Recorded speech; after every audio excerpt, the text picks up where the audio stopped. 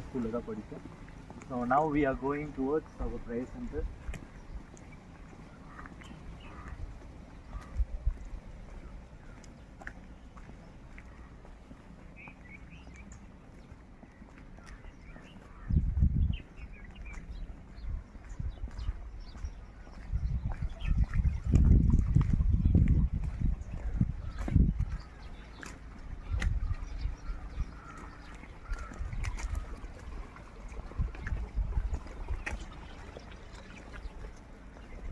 And praise the Lord once again.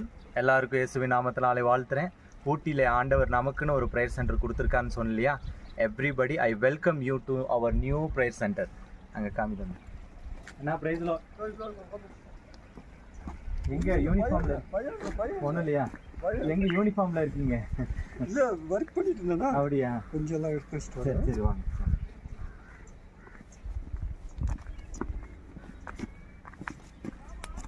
Cut பண்ணிட்டேன். சரி நம்ம உள்ளே போகிறது.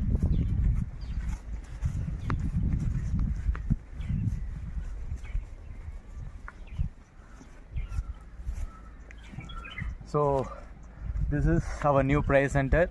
இந்த இடத்துல இந்த இயற்கை சூழ்ந்த இடத்துல அந்த சுற்றி காலி தம்பி அப்படியே சுற்றி காமி.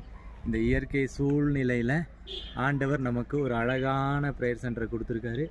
So everybody should come year. எல்லோரும் இங்கே வரணும்.